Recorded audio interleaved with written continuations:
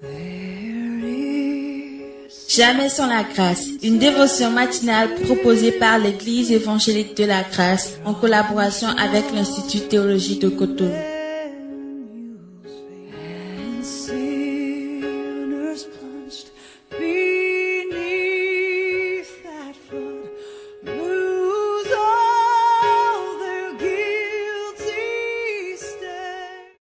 Bonjour chers amis, chers internautes, une nouvelle journée, encore une nouvelle provision. Bienvenue dans la pensée de ce matin, que Dieu vous bénisse, merci vraiment pour votre écoute, merci vraiment pour vos encouragements aussi, nous sommes vraiment reconnaissants pour ce chemin que Dieu nous fait faire ensemble. Père, merci de bénir ta parole encore une fois, au nom de Jésus. Amen. Donc nous allons terminer notre semaine toujours avec ce passage de Jean chapitre 1, le verset 6, où il est écrit « Il y eut un homme envoyé de Dieu, et son nom était Jean ». Et avec ce verset, depuis toute cette semaine, nous parlons un peu de la signification du nom et de type de relation que Dieu désire avoir avec chacun d'entre nous. Une relation de grâce, une relation basée sur la grâce, et cette grâce ne vient que de Dieu. C'est pourquoi on ne peut pas s'attendre à la chair de faire grâce à quelqu'un. Non, quand la chair parle de la grâce, c'est du libertinage. Quand la chair parle de la grâce, c'est de la tolérance. Quand la chair parle de la grâce, c'est du laisser aller. Non, ce n'est pas ce type de grâce que nous pensons. En tout cas, ce n'est pas... La Bible ne nous parle pas de ce type de grâce. La Bible nous parle de la grâce véritable. Comme il est dit, la grâce à laquelle vous êtes attachés, elle est la véritable. Ce n'est pas une fausse grâce. Ce n'est pas de l'illusion. Ce n'est pas du n'importe quoi. Non.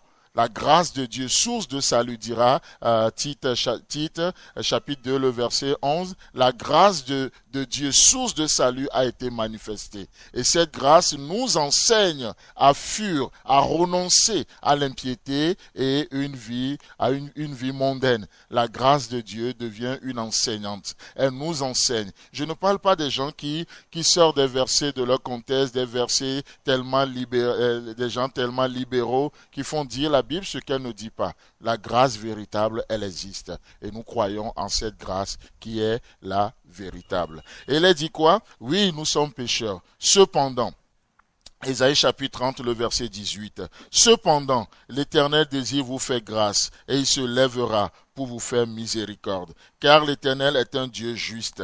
Heureux tous ceux qui espèrent en lui. N'est-ce pas merveilleux? Nous pouvons vivre le repos. Vous savez pourquoi? Parce que nous avons un Dieu qui s'occupe de nous, un Dieu qui nous fait grâce. Un autre passage pour aller plus loin ce matin, dans Psaume chapitre 26, le verset 3. Psaume 26, le verset 3. Il est écrit, « Car ta grâce est devant mes yeux, et je marche dans la vérité. » Je trouve ce passage tellement fabuleux. « Car ta grâce est devant mes yeux. » Oui, la grâce de Dieu. Et la suite du verset nous dit, et je marche dans ta vérité. La grâce, ce n'est pas de la flatterie. La grâce de Dieu, le message de la grâce, ce n'est pas de l'illusion. Jamais, jamais sans la grâce. Jamais sans la grâce. On ne peut pas s'approcher de Dieu si ce n'est basé sur une relation de grâce. On ne peut pas recevoir de Dieu à moins que Dieu intervienne par pure grâce. Jamais, jamais, au grand jamais, sans la grâce de Dieu. On ne peut pas vivre la vie chrétienne sans la grâce de Dieu. Et il est dit, car ta grâce est devant mes yeux. Si les auteurs de l'Ancien Testament peuvent connaître Dieu jusqu'à ce point, mes amis, à plus forte raison, nous les gens de la Nouvelle Alliance, nous les gens de la Nouvelle Alliance, une alliance qui se repose sur des meilleures promesses. Oh, gloire à Dieu. Soyez bénis ce matin. J'ai ta grâce devant mes yeux et je marche dans la vérité. Je marche dans la vérité. La grâce n'est pas contre la vérité. La grâce et la vérité sont venues par Jésus-Christ. Dans Jean chapitre 8, nous voyons une histoire des plus intéressantes où on amène une femme en flagrant, dite en tout cas en flagrant délit d'adultère. Une femme qui a été surprise comme ça. La question qu'on peut se poser, c'est où est l'homme? Pourquoi on n'a pas amené l'homme? Mais nous sommes dans une dévotion, on ne veut pas rentrer dans tous ces détails. Mais est-il que la femme est là? Et les Juifs, se basant sur la loi de Moïse, ils sont censés lapider cette femme. Et Jésus va parler à leur cœur. Oh, que celui qui n'a jamais péché. Et dans l'original, il est dit, et que celui qui n'a jamais péché du même péché que cette femme lui lance la première pierre. Et tous, personne, ils étaient incapables de lancer la pierre parce que Jésus a touché à une corde sensible dans leur cœur. Et qu'est-ce qui va se passer? Jésus va se tourner vers cette femme et va dire, mais où sont tes accusateurs? Où sont tes accusateurs? Et qu'est-ce que Jésus va dire à la femme? Va. Il dit non, moi non plus je ne te condamne. Ça c'est la grâce. Oh, lui il avait le pouvoir, il avait le droit de le condamner. Lui pouvait le condamner. Mais il dit moi non plus je ne te condamne. Ça c'est l'expression de la grâce. Et nous voyons l'expression de la vérité. Jésus dira à cette femme, va et ne pêche plus. La grâce et la vérité.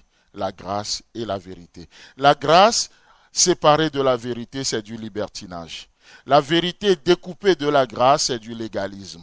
Mais la grâce et la vérité sont venues par Jésus. Chers amis, chers internautes, vous désirez être un partenaire avec nous dans cette œuvre pour propager l'évangile, nous avons besoin aussi de vos soutiens. Si vous pouvez nous aider à aller plus loin, alors un seul numéro, 00229 94 75 80 20. Que Dieu vous bénisse et agréable week-end. C'est tout le temps que nous avons. Si vous avez aimé cette dévotion, parlez-en à vos amis. Parlez-leur du message de la grâce et de ce qu'il fait dans vos vies. Pour un sujet de prière, une question ou plus d'informations, contactez-nous. Téléphone 64 88 35 87 ou 96 42 69 05 ou par WhatsApp au 94 75 80 20.